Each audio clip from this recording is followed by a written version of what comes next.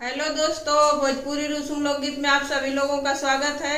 मैं आप लोगों को एक द्वार पूजा गीत सुनाने जा रही हूँ। अगर जो मेरी गीत पसंद आए तो मेरी वीडियो को लाइक और चैनल को सब्सक्राइब कर दीजिएगा। हीरा जड़ी दरवाजे, मोती जड़ी दरवाजे, आजू दमाद आए। हीरा जड़ी दरवाजे, मोती जड़ी दरवाजे, आजू दमाद आए। पापा से जाके कह दो, पापा से जाके कह दो, दुअरा सजा के रखना। पापा से जाके कह दो, पापा से जाके कह दो, दुअरा सजा के रखना। दुअरा को देखना ले, दुअरा को देखना ले, दामाद द्वार आए। दुअरा को देखना ले, दुअरा को देखने वाले, दामाद द्वार आए।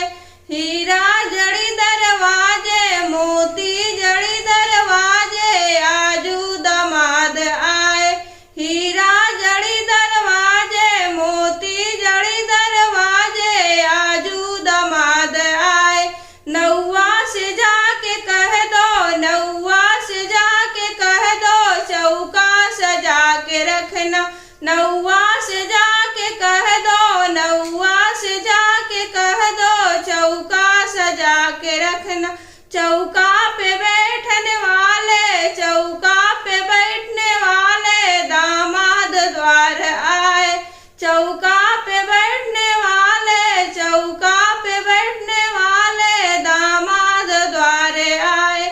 हीरा जड़ी दरवाजे, मोती जड़ी दरवाजे, आजू दामाद आए। हीरा जड़ी दरवाजे, मोती जड़ी दरवाजे, आजू दामाद आए। मम्मी से जाके कह दो, मम्मी से जाके कह दो, आरती सजा के रखना। मम्मी से जाके कह दो, मम्मी से जाके कह दो, आरती सजा के रखना। आरती को लेने वाले, आरती को लेने वाले, दामाद द्वार आए। आरती को लेने वाले, आरती को लेने वाले, दामाद द्वार आए। जड़ी दरवाजे, मोती जड़ी दरवाजे, आजू दामाद आए। भैया से जाके कह दो, भैया से जाके कह दो, बहना सजा के रखना। भैया से जाके कह दो, भैया से जाके कह दो, बहना सजा के रखना। बहना को लेने वाले, बहना